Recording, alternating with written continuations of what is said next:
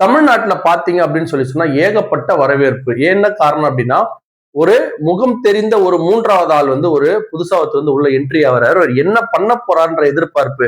அவர் வந்த உடனே அவர் வந்து கண்மூடித்தனமா எல்லாரும் ஓட்டு பண்ற எண்ணம் இல்லை. என்ன அவர் பண்ண போறார்ன்ற எதிர்பார்ப்பு வந்து எல்லாருக்கிட்டையுமே இருந்தது.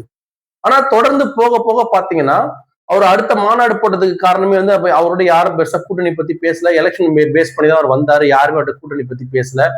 அவர் வந்தாலும் வந்து பிஜேபி வந்து ஒரு சில என்னுடைய கணிப்பு சரியா இருந்தது அப்படின்னு சொன்னா 1-2 கட்சிகளை வந்து அதிமுக விலை கொடுத்து அவர் சொல்ற மாதிரி விலை கொடுத்து வாங்கணும் ஏதோ ஒரு விலை திமுக அதிமுகவும் அவங்களுடைய பழைய எக்ஸ்பீரியன்ஸ் பேஸ் பண்ணி வாங்கிட்டாங்க. சரி, அது ஒரு பக்கம் இருக்கட்டும். இருந்தாலும் அந்த கட்சிக்குன்னு சொல்லுது இருக்கும்ல, இவர் வந்து கூட்டணி ஆட்சின்னு சொல்லியும் ஏன் வந்து திரு விஜய் சாரோட வந்து எந்த கட்சியும் கூட்டணி வைக்கவில்லை அப்படின்றத நம்ம இந்த காணொலியில முழுசா பார்க்க போறோம். இது வந்து விஜய் ரசிகர்களுக்கும் தாவேகா தொண்டர்களுக்கும் எந்த விதமான வழியும் ஏற்படுத்தாது. என்ன உண்மை நிலவரம் அப்படின்றத வந்து நீங்க வந்து ஃபர்ஸ்ட் வந்து அண்டர்ஸ்டாண்ட் பண்ணிக்கினீங்க அப்படின்னு சொன்னா இது இந்த முறை அவர் பெற போற வெற்றி வந்து என்ன பொறுத்த வரைக்கும் விஜய் சாருடைய வெற்றி வந்து 2031 தான் வந்து தீர்மானமா சொல்ல முடியும். 2026 பொறுத்த வரைக்கும் அவரு என்ன ஓட்டு வாங்க போறாரு, யார வந்து அவருடைய ரசிகர்களோட பலம் என்ன, இந்த முறை அவருடைய பிரச்சார பலம் வந்து அவருக்கு கை கொடுக்க போறது இல்ல. அவரோட ரசிகர் பலம் என்ன, அவர் அமைதியா இருந்தா கூட எத்தனை லட்சம் வாக்குகள் வந்து அவர் வந்து வாங்க போறாரு. இதை அவர் தொடர்ந்து வந்து 2031 எடுத்துட்டு போவாரா, 2031 எடுத்துட்டு போகிற பட்சத்துல மட்டும்தான் அவருடைய வெற்றி வந்து சாத்தியமாகக்கூடிய ஒரு விஷயமா இருக்கும். அது வந்து இந்த இந்த தேர்தல் சொல்ல போற விஷயம் அதுதான். எதுவுமே ஃபர்ஸ்ட் பாலே 6 அடிக்க முடியாது. நம்ம ஃபர்ஸ்ட் பால் வந்து கொஞ்சம் டிஃபென்ஸ் ஆடி அதுக்கப்புறம் தான் நம்ம 6-4 அடிக்க முடியும். அது ஃபர்ஸ்ட் பால் 6 அடிச்சு அதுக்கு அடுத்த பால் அவுட் ஆகிறதுக்கான வாய்ப்பு இருக்கு. அதனால அவர் வந்து சேஃப் அண்ட் ஸ்டெடியா வந்து ஏறதா சரியா இருக்கும் அப்படின்னு நம்மளோட கணக்கு. பொதுமக்களோட கணக்கு அந்த மாதிரி தான் இருக்கும். விஜய் ரசிகர்கள் அந்த மாதிரி இருக்காது. வந்தோடனே சிஎம் ஆகிறது வேற விஷயம். ஆனா சிஎம் ஆகிறது தொடர்ந்து 2031 வரைக்கும் நம்ம சொல்ல போற சில விஷயங்கள் வந்து உங்களுக்கு புரிஞ்சிச்சு அப்படின்னா கண்டிப்பா 2031 வரைக்கும் தொடர்ந்து இந்த மாதிரி பிரச்சாரம் பண்ணாம இந்த மாதிரி அரசியல் இன்னும் ஈடுபாடோட ஈடுபட்டார் அப்படின்னா 2030 முன்னேற முடியும். 2026 வெற்றி பெற வாழ்த்துக்கள் தான். நம்ம இல்லைன்னு சொல்ல எலெக்ஷன் நடக்கல, வெற்றி பெற வாழ்த்துக்கள் தான். இருந்தா கூட நம்மை போன்ற ஆட்களுக்கு வந்து ஒரு முடிஞ்ச அளவுக்கு ஒரு பொதுவான ஒரு சில விஷயங்கள் வந்து உங்ககிட்ட என்ன பண்ணுதுன்னா நம்ம போட்ட கருத்து கணிப்புல பெரும்பாலான விஜய் ஃபேன்ஸ் வந்து என்ன பண்றாங்கன்னா இல்ல ஒத்துக்கல, அது வந்து இல்ல அவர் தான் சிஎம் அவர் தான் சிஎம் அவர் தான் சிஎம் அப்படின்றாங்க. ஏன் அந்த மாதிரி அப்ப அவர் தான் சிஎம்னா எத்தனையோ கட்சிகள் வந்து அவர் வந்து கூட்டணி வச்சுன்னு கூட்டணி வைக்கல. அவருமே வந்து ஒரு கான்பிடன்ட் இல்லாம வந்து போறாரு. அதுக்கு என்னன்னா அவருக்கு வந்து தெரியும் என்ன விஷயம்னு சொல்லிட்டு நானும் உங்களுக்கு சில விஷயங்கள் வந்து பகிர்ந்துக்கிறேன். எதனால வந்து விஜய் ஸ்டாலின் இந்த முறை முதல்வர் ஆக முடியாது அப்படின்றதுக்கான சில காரணங்களை சொல்றேன். இப்போ விஜய் சாருடைய அவர் வந்து ஒரு சினிமா நடிகர்.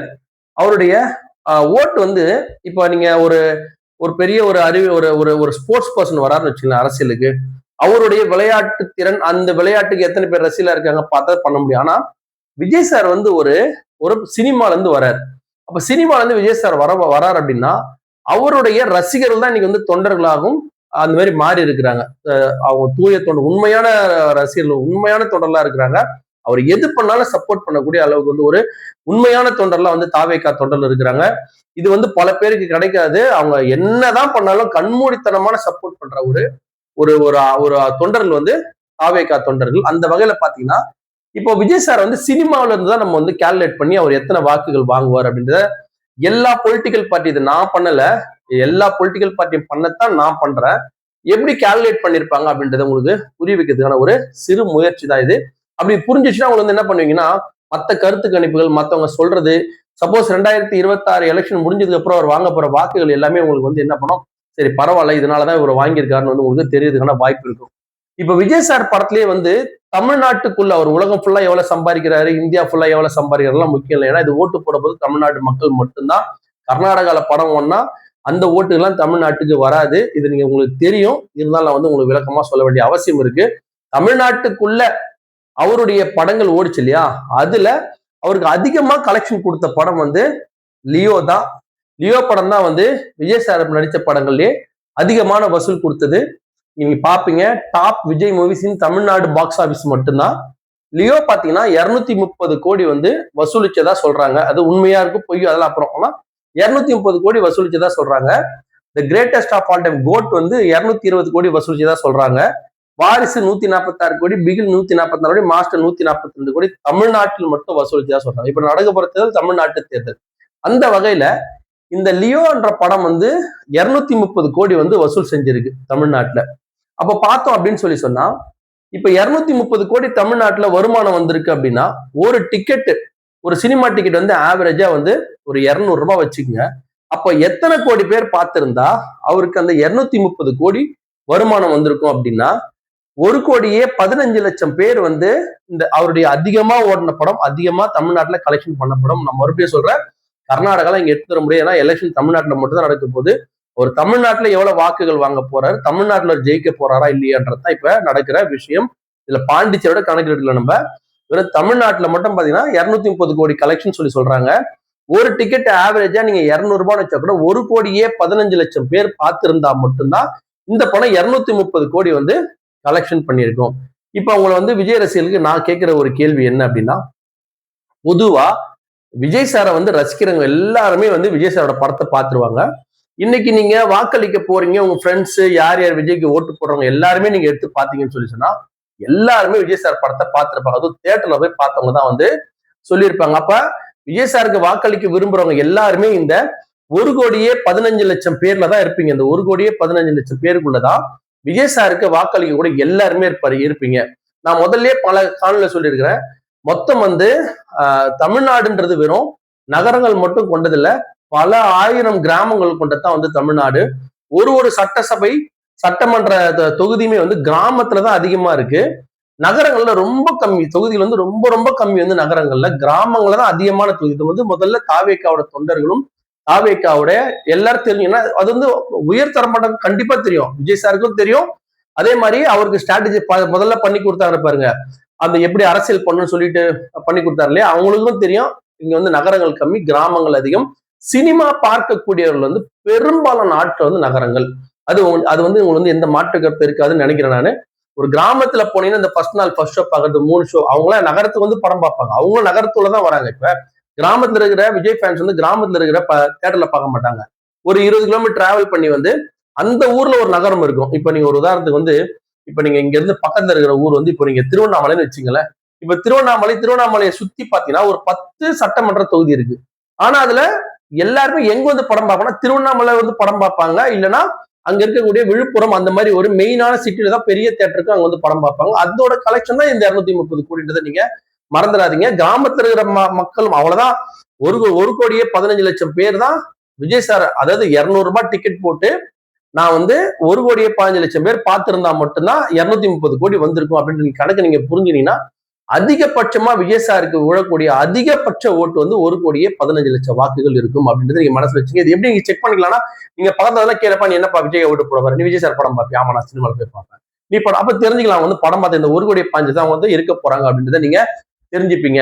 இப்ப அடுத்தது பாருங்க, மொத்தம் வந்து இந்த வாட்டி தமிழ்நாட்டுல ஓட்டு போட போற மொத்த வாக்காளர்கள் வந்து 5,67,07,380 பேர் வாக்களிக்க போறாங்கன்னு சொல்லிட்டு நம்முடைய தமிழ்நாடு அந்த எஸ்ஐஆர் முடிஞ்சதுக்கு அப்புறமா அனௌன்ஸ் பண்ணது வந்து 5,67,07,380 வாக்குகள் வந்து வாக்களிக்க தயாரா இருக்காங்க மக்கள் இந்த முறை வாக்களிக்க போறவங்க. அப்ப 5,67,07,380 வாக்குகள் உள்ள இந்த இடத்துல விஜய் சாரோட 1,15,00,000 வாக்குகள். அதாவது இதுல நான் என்ன சொல்றேன்னா, இந்த 1,15,00,000 வாக்குகள்ல சின்ன பசங்க இருப்பாங்க, அதாவது 18 வயசு குறைவானவங்க ஒரு 25% இருப்பாங்க. அவங்களும் நான் கணக்குல எடுக்கல. இதே அளவுக்கு வந்து அஜித் சார் ஃபேன்ஸ் இருப்பாங்க, ரஜினி சார் ஃபேன்ஸ் இருப்பாங்க, சூர்யா சார் ஃபேன்ஸ் இருப்பாங்க. அவங்களாம் வந்து விஜய் தான் ஓட்டு போடலாம் தெரியாது, அவங்களும் நான் கணக்குல எடுக்கல. இதே 1,15,00,000 பேர்ல தான் திமுக இருப்பாங்க, அதிமுக இருப்பாங்க, மற்ற விடுதலை சிறுத்தைகள், மற்ற கட்சிக்காரங்க, இப்ப இருக்கிற மற்ற கட்சிகாரங்க கண்டிப்பா விஜய் சார் படம் பார்ப்பாங்க. அவங்களும் இந்த 1,15,00,000 தான் இருப்பாங்க. வயசானவங்க, மாட்டு சிந்தனை உள்ளவங்க. இதே படத்தை இப்ப நல்லா புரிஞ்சுங்க, இந்த 1,15,00,000 டிக்கெட்ன்றது விஜய் ஃபேன்ஸ் வந்து ஒரு தடவை 2 தடவை 3 தடவை பார்க்கக்கூடிய ஒரு பழக்கம் கொண்டு வரலாம். அந்த வகையில பார்த்தவங்களும் இந்த 1,15,00,000 தான் இருப்பாங்க. நான் அவங்க யாரையுமே கணக்குல எடுக்கல. அந்த 1,15,00,000 அத்தனை பேருமே உங்களுக்கு வந்து ஓட்டு போறதா நீங்க வச்சுக்கங்க. அது அந்த நான் சொன்ன இந்த யாருமே சின்ன பசங்களை கணக்கு எடுக்கல, Rajini sir Ajith sir fans கணக்கெடல, சூர்யா சார் ஃபேன்ஸ் கணக்கெடல, அதே மாதிரி வயசான கணக்குல திமுக அதிமுக யாருமே கணக்கெடல. எல்லாருமே லியோ படம் பார்த்த எல்லாருமே வாக்களிச்சா கூட 1,15,00,000 வாக்குகள் வந்து உங்களுக்கு வந்து வரும். அது மொத்த வாக்குகள்ல வெறும் 20% வாக்குகள். இதான் நீங்க புரிஞ்சுக்க வேண்டிய விஷயம். அதாவது எல்லா சினிமா பார்த்த எல்லாருமே, லியோ படம் பார்த்த எல்லாருமே வாக்களிக்கிறோம். வாக்களிச்சா கூட உங்களுக்கு அதுலயே நான் சொன்ன மாதிரி சின்ன பசங்க வாக்கியம் கணக்குல எடுக்கல. நீங்க அதை எப்படி மேனேஜ் பண்ணிக்கலாம் அப்படின்னா, அடுத்த ஆளுங்க இருப்பாங்க இல்லையா, வயசான இல்ல நான் வந்து படம் பார்க்க ஓட்டு போறாங்கன்னா அது அந்த ஆளு வந்து ஈக்குவல் பண்ணிக்கங்க. அதே மாதிரி வந்து வயசானவங்க, அதே மாதிரி அஜித் சார் ஃபேன்ஸ் எல்லாருமே வந்து என்ன பண்ணுங்க, நான் மைனஸ் பண்ணல. நீங்க என்ன பண்ணுங்க, அதுக்காக பதில் மத்தவங்க ஓட்டு போடுவாங்க இல்லையா, படம் பார்க்காத சில பேர் ஓட்டு போடுவாங்க சொல்றீங்களா, அதை அவங்களுக்கு வந்து ஈக்குவல் பண்ணீங்க. சோ அதிகபட்சம் 20% வாக்குகள் வந்து விஜய் சார் வந்து வாங்கலாம். என்னுடைய கணிப்பு. என்னோட கணிப்பு இல்ல, இது வந்து அரசியல்வாதியோட கணிப்பு. அதனாலதான் அவர் யாரும் வந்து அவர் கேட்கறத அவர் கூட்டத்தில் சேர்த்திருப்பாங்க. ஆனா அவர் என்ன பண்ற, தான் முதலமைச்சர் சொல்லி கேட்கறத யாருமே வந்து ஏத்துக்கல. அதுக்கான காரணங்கள் தான் நான் சொல்லிட்டு இருக்கிறேன். அது உங்களுக்கு புரிஞ்சிடுச்சுன்னா நீங்க கண்டிப்பா 2031 நீங்க வந்து விஜய் வந்து முதலமைச்சர் ஆகிடலாம், விஜய் சார் முதலமைச்சர் ஆகிடலாம். இந்த முறை நீங்க ஏன் ஆகணுன்ற முறை ஃபர்ஸ்ட் தெரிஞ்சுங்க. அடுத்தது பேலன்ஸோட 4,35,00,000 பேர் வந்து இது இல்லாம வாக்களிக்கூடியவங்களா இருக்கிறாங்க. இப்போ இது நம்ம அடுத்தது பார்க்க போறது பாருங்க. சரி, இப்போ 1,15,00,000 வாக்காளர் இருக்காங்க. உங்க கருத்து கணிப்புல 1,15,00,000 வாக்காளர் இருக்காங்க. ஆனா நீங்க என்ன பண்ணல, ஒரு சீட்டு கூட அவருக்கு வந்து தரல. நாம் தமிழோட ஒரு சீட் கொடுத்துருக்கீங்க, ஆனா இது இவருக்கு வந்து கொடுக்கல. இது எந்த விதத்துல நியாயம் அப்படின்னு அடுத்த கேள்வி வரும். 1,15,00,000 வாக்குகள்ன்றது விஜய் சாரை பொறுத்தவரைக்கும் எப்படின்னா பிரிஞ்சு கிடக்குது. எப்படி நாம் தமிழர் கட்சியில எல்லா தொகுதியிலுமே அவருக்கு வந்து மினிமம் 5% வாக்குகள் 2021 ஒரு சற்றேறக்குறைய 90% சட்டமன்ற தொகுதிகள்ல மினிமம், அதாவது குறைந்தபட்சம் 5% வாக்குகள், அதிகபட்சம் 14% வாக்குகள் வரைக்கும் நாம் தமிழர் எல்லா தொகுதியிலுமே இருக்கு. நம்மளுடைய மாவட்ட வாரியா நம்ம போட்ட அந்த கணிப்புல எடுத்து பார்த்தீங்கன்னா தெரியும். சென்ற முறை அவர் வாங்கிய வாக்குகளை சொல்லியிருந்தேன். அந்த தொடர்ந்து ஒரு கட்சி உழைக்கும் போது அந்த கட்சிக்கு வந்து கண்டிப்பா வாக்குகள் குறைய வந்து 1% வாய்ப்பு கிடையாது. தொடர்ந்து உழைக்கும் ஒரு கட்சி வந்து எப்படி வந்து தோக்கும் நீங்க நம்புறீங்க நம்மளுக்கு தெரியல. அதனுடைய வளர்ச்சி தான் அதுக்கு இருக்குமே தவிர அதுக்கு வந்து வீழ்ச்சி இருக்காது. உங்களுடைய வாக்குகள் ஒரு நாம் தமிழ்ல இருந்து ஒரு 1% நீங்க எடுத்தா கூட மீதமுள்ள இருந்து திமுக அதிமுக நீங்க எடுக்கிறீங்கன்றத தாவேக்கா தொடர்ந்து எடுக்கிறத நீங்க ஃபர்ஸ்ட் மனசுல வச்சுங்க. அந்த வகையில நம்முடைய விஜய் சாரோட அந்த 1,15,00,000 வாக்குகள் நகரத்துல இருக்கக்கூடிய முக்கியமான ஒரு தொகுதிகளை வந்து அஃபெக்ட் பண்ண கிராமத்துக்கு போக நான் ஏற்கனவே சொல்லிட்டேன். இப்ப நான் வந்து எந்தெந்த சட்டமன்ற தொகுதிகள்ல தாவேக்கா வந்து பயங்கரமா தாக்குதல் நடத்தும் அப்படின்ற தொகுதியை நான் உங்களுக்கு வந்து சொல்ல போறேன். அந்த தொகுதிகளில் தேர்தல் கணிப்பு முடிஞ்ச வருமா நீங்க வேணா எடுத்து வச்சு பாருங்க. நான் சொல்ல போறக்கூடிய அந்த தொகுதிகளில் வந்து தாவேக்காவுடைய தாக்கம் வந்து அதிகமா இருக்கும். அதாவது அதிகமான ஒரு பர்சன்டேஜ் ஆஃப் ஓட் வந்து வாங்கியிருப்பாங்க. மீதமுள்ள தொகுதிகளை தவிர நான் சொல்லக்கூடிய அந்த தொகுதிகளில் வந்து அதிகமா வாங்கியிருப்பாங்க. அந்த வகையில பாத்தீங்கன்னா ஒரு மாவட்டம் வாரியாக வந்து எந்தெந்த எத்தனை தொகுதியில வந்து அஃபெக்ட் பண்ண போறாங்க அப்படின்னு சொல்லி நம்ம போட்டிருக்கிறோம். கிட்டத்தட்ட ஒரு 65 தொகுதி வருது. சென்னையில 16 தொகுதியிலுமே வந்து தாவேக்காவோட ஆட்டம் அது முதலா இருக்கும்.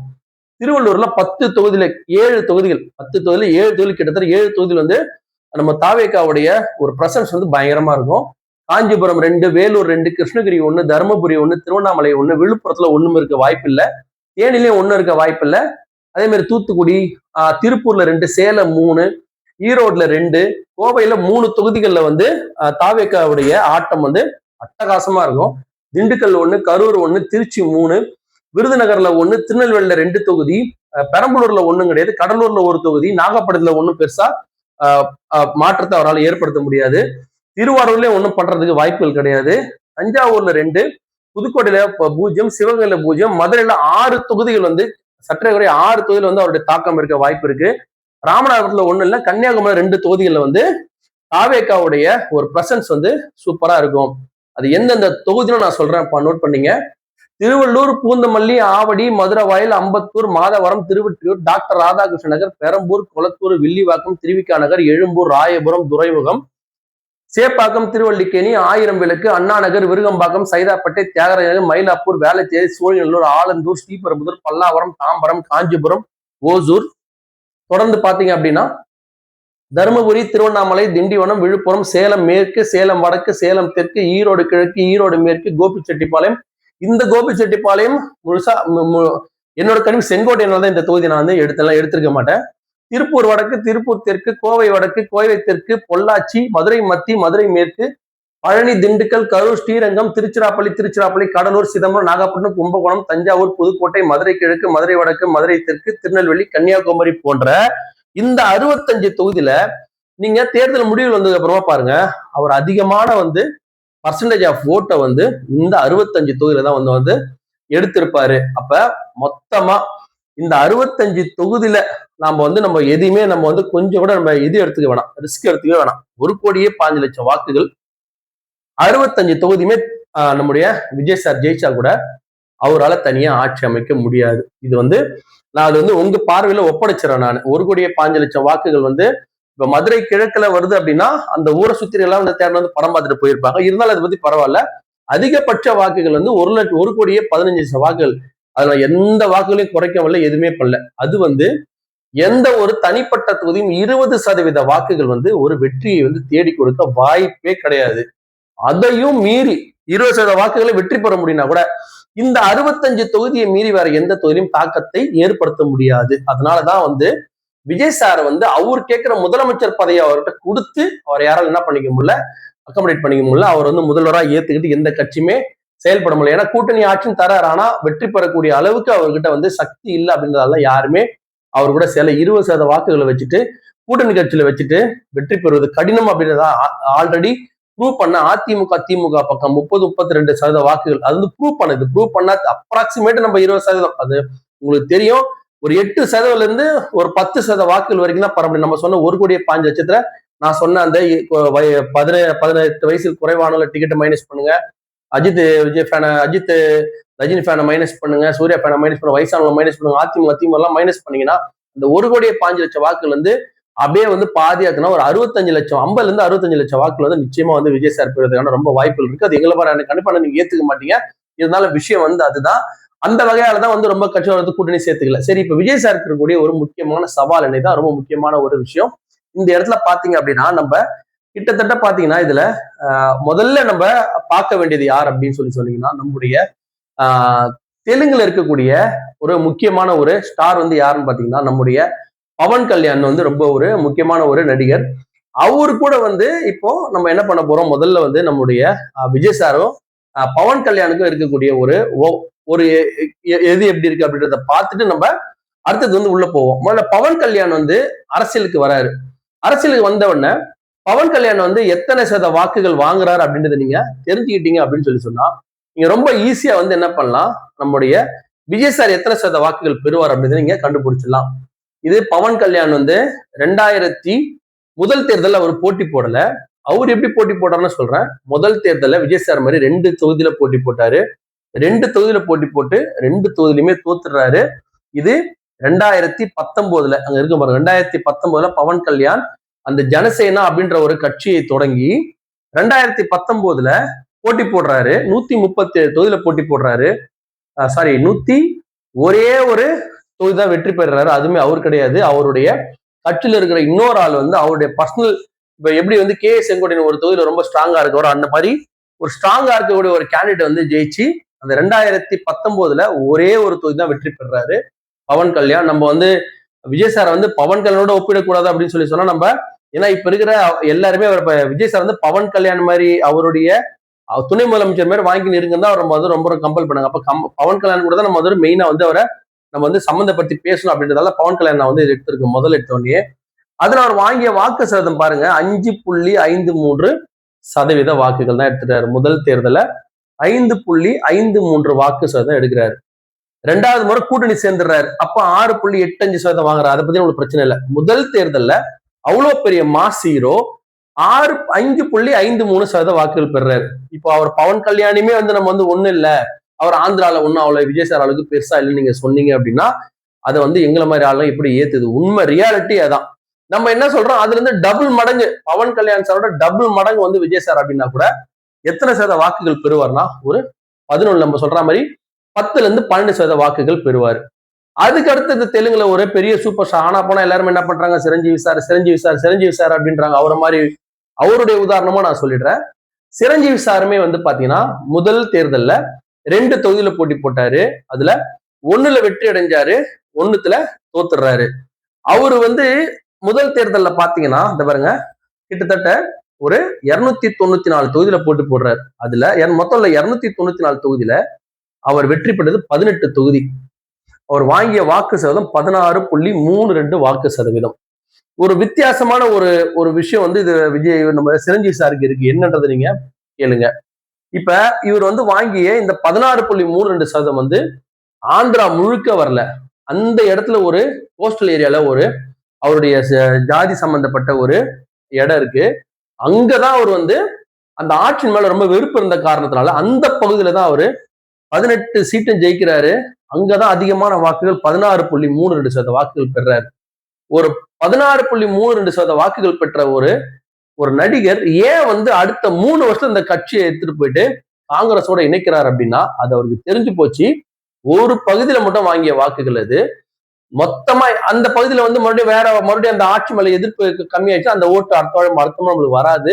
அடுத்த முறை நம்ம போட்டியிட்டோம் அப்படின்னா இந்த 16.32 5ஆம் மாறது கூட வாய்ப்பு இருக்குன்னு கொஞ்சம் உணர்ந்தாலும் என்ன பண்றாரு, அந்த கட்சி திரும்பி அவரு காங்கிரஸோட எடுத்துட்டு போயிட்டு இணைச்சிட்டாரு. இந்த 2 உதாரணங்கள் வந்து நான் வந்து ஆந்திரால இருந்து எடுத்திருக்கிறேன். சரி, இதுக்கு அடுத்து யாருமே ஏத்துக்க மாட்டீங்க. கமல் சார்லாம் அந்த விஜய் சாருக்கு ஒரு ஓரம் கூட வரமாட்டாரு அப்படின்னுவாங்க. இருந்துட்டு போகுது. இருந்தாலும் அவர் என்ன பண்ணியிருக்காரு அப்படின்றத நம்ம சும்மா ஒரு கிளான்ஸ் நம்ம பார்த்துப்போம். பார்த்துட்டு அதுக்கப்புறம் என்னன்றதை நம்ம முடிவு பண்ணிப்போம். கமலஹாசன் சாருடைய அந்த மக்கள் நீதி மையம் வந்து என்ன பண்றாங்க அப்படின்னா 2019 நாடாளுமன்ற தேர்தலில் உள்ள வந்துடுறாங்க. உள்ள வந்து பாத்தீங்கன்னா ஒரு சீட்டும் ஜெயிக்கல, அதை பத்தி ஒன்றும் பிரச்சனை இல்லை. ஆனா 2021 சட்டசபை தேர்தல் வரும்போது அந்த கட்சி வாங்கிய வாக்கு சதம் 2.62%. மொத்தமா நடந்த அப்ப டார்ச் வச்சுட்டு ஊர் ஃபுல்லா சுத்திட்டு இருந்தாரு கமல் சார், எல்லாருக்குமே தெரியும். இதே மாதிரி கூட்டம் கூடலாம் கூட நீங்களே மனசுல வச்சுங்க, 4ல் 1 மடங்கு கூட்டம் வந்து மனசுல வச்சுங்க, இல்ல 5ல் 1 மடங்கு தான் கூட்டம், இவரோட 5 மடங்கு கூட்டம் இங்க ஜாஸ்தி வச்சுங்க, என்னன்னா நீங்க கணக்கு பண்ணீங்க. அப்ப கணக்கு பண்ணும்போது இவர் வாங்கிய 2.62% 5 மடங்காக உயர்ந்தா கூட எவ்வளவு வரும்? 5 கமல் சார் ஒன்னா விஜய் சாரா இருந்தா கூட 12ல 13% வாக்குகள் தான் வந்து விஜய் சாரால பெற முடியும்னு எல்லா கட்சியிலும் தீர்மானிக்கிறாங்க. அதனாலதான் அவங்க விஜய் சார் வந்து அவர் கேட்கிற விஷயத்த கொடுத்து கூட்டணியில சேர்க்கல அப்படின்னு நான் நினைக்கிறேன். அவருக்குமே வந்து அது தெரிஞ்சிருக்கும், தொண்டர்களுக்கு தெரியாம இருக்குது. ஆனா ஏன்னா நம்மளோட கருத்துகளில் அவங்கதான் ரொம்ப வந்து என்ன பண்றாங்க, இது தப்பு, இது செஞ்சு விஜய் சார் தான் அடுத்த சிஎம் சொல்லிட்டு ஒரு தவறான ஒரு கணக்குல இருக்கிறாங்க. அதை நம்ம எடுத்து சொல்ல வேண்டிய கடமை இருக்கு. இது நம்ம தேர்தல் முன்னாடியே சொல்றதால நம்மளுக்கு என்னன்னா நாளைக்கு நம்ம சரியா சொன்னோமா தப்பா சொன்னோமான்னு சொல்லிட்டு அந்த ரசிகர்கள் புரிஞ்சுப்பாங்க அப்படின்ற ஒரு காரணம் தான். அதுக்கடுத்து நம்ம பார்க்கக்கூடிய ஒரு மிக சிறந்த ஒரு மனிதாபிமானி, மிக சிறந்த ஒரு விஜய் சார் வந்து நீங்க வந்து 2006 நீங்க இப்ப இருக்கிற எந்த பசங்க 2006 இருந்திருக்க வாய்ப்பே கிடையாது. 2006 இந்த மனிதன் வந்து அரசியலுக்கு வரும்போது திமுக அதிமுக ரெண்டும் ஆட்டம் கண்டதுன்னு சொல்லலாம். இப்ப எவ்வளவு அவங்க கான்பிடண்டா இருக்காங்க, இப்ப வந்து ஒன்னும் பண்ண முடியாது சொல்லி கான்பிடண்டா இருக்காங்கன்னா இவர் தன்னுடைய பேச்சாலும் முகத்தாலும் அவருடைய சினிமாக்கள்லயும் அவருடைய வாழ்க்கையிலும் எல்லாத்திலுமே வந்து மக்களை கவர்ந்து எம்ஜிஆர், அடுத்த எம்ஜிஆர் விஜய் சார சொல்றாங்க. ஆனா ஒரு எம்ஜிஆராகவே வாழ்ந்தவர் வந்து விஜயகாந்த் அவர்கள் வந்து அரசியலுக்கு வரும்போது அன்று வந்து நம்ம பார்த்ததுல இருந்து சின்னதுல இருந்து பெரிய பசங்க வரைக்கும் எல்லாருமே சொன்ன ஒரே வார்த்தை அடுத்த முதல் விஜயகாந்த், அடுத்த முதல் விஜயகாந்த், அடுத்த முதல் விஜயகாந்த் அப்படின்ற அளவுக்கு ஒரு ஃபேமஸா இருந்த விஜயகாந்த் அவர்கள் 2006 முதல் முறை அரசியல்ல பங்கு பெறாங்க. அது போட்டி போடுறாங்க. 234 தொகுதியில ஒரே ஒரு தொகுதி தான் வெற்றி பெறாங்க, விருதாச்சலம். அதுவுமே அவரு கடைசியில ஃபைட்ல வந்து அவர் வந்து வெற்றி பெற்றாரு. விஜயகாந்த் சார் மட்டும் அவர் வாங்கிய வாக்கு சதம் 8.38% வாக்குகள் தான் வந்து அவ்வளவு வந்து ஒரு புகழ் பெற்று தன்னுடைய படங்கள்லையும் தன்னுடைய வாழ்க்கையிலையும் தன்னுடைய பேச்சு மூச்சு எல்லாத்திலுமே வந்து ஒரு எம்ஜிஆராகவே வாழ்ந்தவர் வந்து விஜயகாந்த். அவரே வந்து 8.38% வாக்குகள் தான் வந்து தன்னுடைய முதல் தேர்தலில் வந்து பெறுகிறார். நம்ம தொடர்ந்து இந்த 2026 தேர்தலை பத்தி தான் பேசுறோம். 2031 விஜய் சார் வந்து எந்த அளவுக்கு முன்னேறுவார், எந்த அளவுக்கு வருது காட்ட போற நம்மளுக்கு தெரிய போறது இல்லை. இதுக்கு அடுத்து நம்ம வந்து இவர் வந்து உங்களுக்கு நிச்சயமா தெரியுமா இல்ல தெரியாதான்னு சொல்லி தெரியல. சின்ன பசங்களுக்கு சில சிறுவர்களுக்கு தெரிய வாய்ப்பு இல்லை, பெரியவங்களுக்கு கண்டிப்பா தெரியும். இவர்தான் வந்து என்.டி. ராமாராவ். ஆந்திராவில இருந்து நடிகர்ல இருந்து அரசியலுக்கு வந்தவங்களே வந்து மிகப்பெரிய வெற்றி பெற்றவர். மிகப்பெரிய அது ஒரு சர்வசாதாரணமான வெற்றி இல்ல. எந்த நடிகரும் பெறாத ஒரு எம்ஜிஆர், நம்ம இங்க சொல்றோம் இல்லையா, எம்ஜிஆர் பெறாத வெற்றியை 1983 பெற்றவர் வந்து இந்த என்.டி. ராமாராவ். தமிழ்நாடு ஆந்திரா ஒன்றும் பெரிய வித்தியாசமான ஒரு மாநிலம் கிடையாது. இந்த என்.டி. ராமாராவ் வந்து அந்த ஊர்ல எல்லாருமே என்ன சொல்லுவாங்க அப்படின்னா அவரை தேவுடு அப்படின்னு தான் சொல்லுவாங்க. இவரை மாதிரி வந்து ஒரு கிருஷ்ணர் வேஷமோ ராமர் வேஷமோ பொருந்தும் ஒரு நடிகர் வந்து இன்று வரைக்கும் இல்லை. இந்த வேஷத்துக்குனே வந்து பிறந்தவர் வந்து இந்த என்.டி. ராமாராவ். இவர் வந்து அரசியலுக்கு அங்க போகும்போது வரும்போது எல்லா இடத்துலயுமே வந்து இவரை தெய்வமா பார்த்த ஒரு மாநிலம் வந்து ஆந்திரா. அங்க வந்து நம்ம என்.டி. ராமாராவ் வந்து தெலுங்கு தேசம் கட்சின்னு சொல்லி ஒரு கட்சியை ஆரம்பிச்சு அவர் வந்து தேர்தலில் வந்து நிக்கிறாரு. அவர் தேர்தல் 1983 கிட்டத்தட்ட அவருடைய கடைசி காலகட்டம். எம்ஜிஆர் 1977 80 வெற்றி பெற்றதுக்கு அப்புறமா எம்ஜிஆரை பார்த்து அவர் வந்தார். முதல் நடிகர் எம்ஜிஆர் தான். ஆனா எம்ஜிஆர் பெறாத ஒரு வெற்றியை பெற்றவர் திரு என் டி ராமாராவ் அவர்கள். அந்த என் டி ராமாராவ் அடைந்த ஒரு வெற்றியை அடைவதுன்றது சாதாரண விஷயம் கிடையாது. என்ன காரணம் அப்படின்னு கேட்டீங்கன்னா, அவரு ஒரு கிராமமாக சென்று அவ்வளவு ஒரு கடுமையான உழைப்பை உழைத்து வெற்றி பெற்றவர் என் டி ராமாராவ். கிட்டத்தட்ட 44% வாக்குகளை பெற்றவர் திரு என் டி ராமாராவ். அவரை மாதிரி நம்ம வெற்றி பெற முடியும் அப்படின்ற ஒரு தன்னம்பிக்கை விஜய் சாருக்கு இருக்கு. நம்ம வாழ்த்துகிறோம். நான் பொதுவா பல நிகழ்ச்சிகளை சொல்லியிருக்கிறேன், என்ன போல பல பேர் சொல்லியிருக்கிறோம். எம்ஜிஆர் அப்படின்றவர் தமிழ்நாட்டுல எப்படி ஆந்திரால என்டிஆர் ஒரு என் டி ராமாராவ் ஒரு கடவுளோ, அதே மாதிரி தமிழ்நாட்டுல இன்று வரை கடவுளாக போற்றப்படுவர் எம்ஜிஆர். எந்த காலத்திலுமே யாருமே, நான் சொல்லுத நீங்களா திரும்பி வரப்போறோம் யாரா இருந்தாலுமே, எப்பொருள் யார் அப்பொருள் மெய்ப்பொருள் காண்பதறிவு அப்படின்றது போல, நான் இன்னும் ஒரு எம்ஜிஆர் அப்படின்னு சொல்லி யாருமே தமிழ்நாட்டுல அரசியல் பண்ணவோ சினிமாவில் நடிக்கவோ முயற்சியே பண்ணக்கூடாது. அது மற்ற நடிகர்கள் நம்ம இமிடேட் பண்ணலாம், என்ன வேணா பண்ணலாம். ஆனா எம்ஜிஆர் நீங்க இமிடேட் பண்ணீங்கன்னா அவங்களோட அழிவு அங்க இருந்தே ஆரம்பிச்சிடும் அப்படின்றது பல நடிகர்கள். ஏன்னா விஜயகாந்த் நல்லா தன்னை கருப்பு எம்ஜிஆர்ன்ட்டாரு. சொன்னோன்னு அவருடைய வீழ்ச்சி அங்க தொடங்க ஆரம்பிச்சிச்சு. அதனால நான் தாவேகா தொண்டலுக்கும் தாவேகா அரசியல் தாவேகா தொண்டலும் சொல்லுன்னா, எம்ஜிஆர் சொல்லி நீங்க யாரும் உங்களை ரெப்ரசென்ட் பண்ணிட்டு உள்ள வராதீங்க. இருந்தாலும் நீங்க சொல்றீங்க, நம்ம எல்லா சொல்லி நம்ம கேட்கணும். அந்த வகையில பார்க்கும்போது நீங்க எம்ஜிஆர் உதாரணத்துக்கு எடுத்துட்டு வரும்போது அவர் எப்படி இந்த தேர்தலை தாண்டி வந்தார் அப்படின்னு நீங்க கண்டிப்பா தெரிஞ்சுக்கணும் இல்லையா? அப்ப எம்ஜிஆரை பத்தி உங்களுக்கு பல கருத்துக்கள் இருக்கு. எம்ஜிஆர் கிட்டத்தட்ட 1972 கட்சி முன்னமே ஒரு 15 வருடம் 20 வருட உழைப்பு இருக்கு. அண்ணா 1967 முதலமைச்சர் ஆகுவதற்கு நம்முடைய எம்ஜிஆரோட உழைப்பு தான் ரொம்ப முக்கியம். அவர் பின்னால இருந்து பல வேலைகளை பார்த்து நடிச்சு அரசியல் மேடைகள் பேசி எல்லாமே பண்ணி கிட்டத்தட்ட அவரோட முதல் அரசியல் 1972 77 கிடையாது, 1962 67 காலகட்டங்கள்லயே எம்ஜிஆர் அரசியல் வந்துட்டார். அதுதான் அவருடைய முதல் தேர்தல்.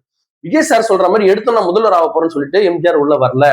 முதல்ல சில வேலைகளை பண்ணி எம்எல்ஏ ஆகி மந்திரியாகி கலைஞரை மறுபடியும் முதலமைச்சராக்கி அண்ணா முதலமைச்சராக உதவிப்படி இவ்வளவு வேலைகளை பார்த்து அரசியலுடைய மொத்த அறிவையும் வச்சுக்கிட்டு தான் அவர் என்ன பண்றாரு, தனியா கட்சி ஆரம்பிக்கிறார். இதெல்லாம் நம்ம சொல்றது எதுக்குன்னா, விஜய் சார் அந்த மாதிரி கட்சி ஆரம்பிக்கல. எடுத்த உடனே யாருமே முதல்வராவது கடினம். அதை ஃபர்ஸ்ட் அண்டர்ஸ்டாண்ட் பண்ணீங்க. இப்ப இருக்கிற சிறுவர்கள் சில வரலாறுல எடுத்து வச்சு படிக்கிறது ரொம்ப நல்லது.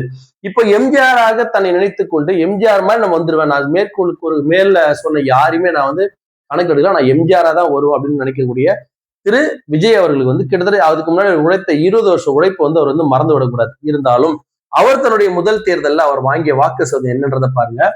33.5% வாக்குகள் அவர் மட்டும் இல்ல, அவர் தனியாவும் போட்டி போடல, கூட்டணி வச்சு சிபிஎம், அப்ப சிபிஎம் நல்ல ஒரு கட்சியா இருந்தது. எஃபிஎல் எல்லாமே சேர்ந்து பாத்தீங்கன்னா எல்லாருமே சேர்ந்துதான் கிட்டத்தட்ட 33.5% வாக்குகள், அதிமுக மட்டும் 30.4% வாக்குகள் பெற்றிருந்தன. இப்போ ஒரு சிச்சுவேஷன் பாருங்க, எம்ஜிஆர் இந்த சிச்சுவேஷன் இப்போ விஜய் சாருக்கு இருக்கு, அதுல எந்த மாற்று கருத்துமே கிடையாது. என்னன்னா, 2 பலம் வாய்ந்த கட்சியில எம்ஜிஆர் சார் உள்ள வரும்போது 2 பலம் வாய்ந்த கட்சி திமுக மற்றும் காங்கிரஸ், ரெண்டுமே பலம் வாய்ந்த கட்சிகள். அப்ப அதிமுக வரும்போது 30% வாக்குகள் அவருக்கு ஒரு வெற்றி வாக்குகளா அமைஞ்சுது.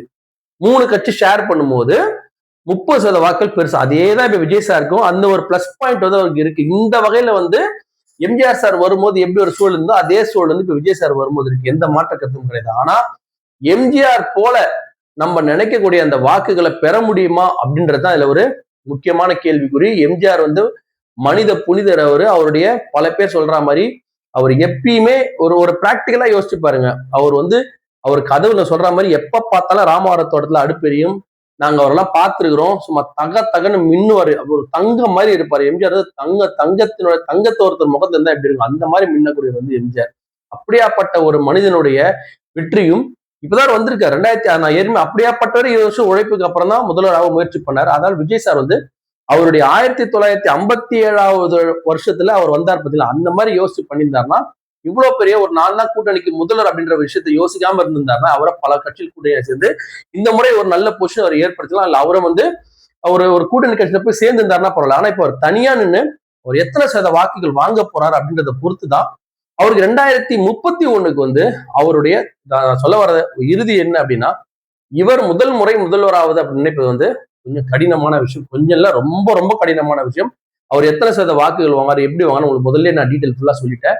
எம்ஜிஆர் கணக்குல எடுக்காதீங்க. எம்ஜிஆர் வந்து கிட்டத்தட்ட 20-25 வருஷமா அரசியல்ல இருந்து நல்லா பெருசாகி எல்லாரையும் அழைச்சு தான் இத்தனை பேர் கட்சி ஆரம்பிச்சாரு. முதல் முறை ஆரம்பித்த கட்சி நான் எல்லாருமே காட்டிட்டேன். கமல் சார், பவன் கல்யாண், சிரஞ்சீவி மற்றும் நம்ம விஜயகாந்த் சார் வரைக்கும் காமிச்சிட்டேன். அது மாதிரி முதல் முறையில வரும்போது அவங்க எவ்வளவு வாக்கு சதவீதம் பெறுவாங்களோ அதுல இருந்து இப்ப விஜய் சாரோட வெற்றி நான் நினைக்கிறது எப்படி நினைக்கிறேன்னா, முதல்ல அவரு கமல் சார் வாங்கி 2.32% ஃபர்ஸ்ட் அவர் வந்து தாண்டணும். இது முதல் வெற்றி. 5.53% வாங்கிய பவன் கல்யாணுடைய ஓட் ஷேர் அவர் வந்து மீறணும். இது இரண்டாவது வெற்றி. மூன்றாவது வெற்றி, இந்த வெற்றி, அதாவது இந்த 2 வெற்றி வந்து பெறுவதற்கான வாய்ப்பு என்னை பொறுத்தவரை ரொம்ப இருக்கு. ஆனா இந்த மூன்றாவது வெற்றியான 8.38% வாங்கிய விஜயகாந்த் சாரோட ஓட்டை அவர் தாண்டிட்டார் அப்படின்னு சொன்னாலே விஜய் சார் வந்து ஒரு மிகப்பெரிய ஒரு வெற்றியாளரா வந்து மக்கள் மத்தியில வந்து கண்டிப்பா வந்து எல்லார் மத்தியிலும் வந்து கண்டிப்பா வந்து அவர் வந்து ஒரு ஆச்சரியக்குறியா வந்து மாறுவாரு. விஜயகாந்த் சார் முதல் தேர்தல்ல வாங்கின அந்த 8.38% அவர் வாங்கிட்டாரு. அதுல இருந்து மேல அவர் எது ஏறினாலுமே என்னை போன்ற ஆட்கள் வந்து ஒரு மிக பெரிய விஷயமா நினைக்கக்கூடிய ஒரு விஷயமா இருக்கும். அவரு சிரஞ்சீவி சார் வாங்கின 16.32 வாங்குவாரா அப்படின்றது என்னை போன்ற ஆளு கஷ்டம், ஒரு டவுட் தான். ஆனா 8.38 அவர் தாண்டுவாரா தாண்ட மாட்டாரா அப்படின்றதுதான் என்னை போற ஆட்கள் கவனிச்சுட்டு இருக்கோம். இதுதான் பல அரசியல் தலைவர் நினைச்சதுனாலதான் அவரை முதல்வர் ஒத்துட்டு யாரும் கூட்டணிக்கும் வரல. அவரு சாதாரணமா ஒரு 40 தொகுதி கேட்டு வந்தானா கண்டிப்பா கொடுத்துருப்பாங்க. தன்னை முதல்வராக வேணும்னு சொல்லி அவர் கூட்டணி கேட்கும் போது இந்த மாதிரி கணக்கீடுகளாலதான் வந்து அவரை முதல்வராக சேர்த்துட்டு எந்த கூட்டணி வேட்பாளரும் வரல. இதனாலதான் மக்கள் வந்து இந்த முறையை வந்து விஜய் வெல்வார் அப்படின்னு யாரும் நம்பல. கருத்து கணிப்புல அதை ஏன் அது சொல்லுது அப்படின்னா, இவர் வாங்க போற வாக்குகளை பொறுத்து இவர் தொடர்ந்து அரசியல் செய்யும் போது 2031 இவர் முதல்வராக வாய்ப்புகள் இருக்க தவிர 2020 இவர் முதல்வராக வாய்ப்புகள் 1% கூட கிடையாது.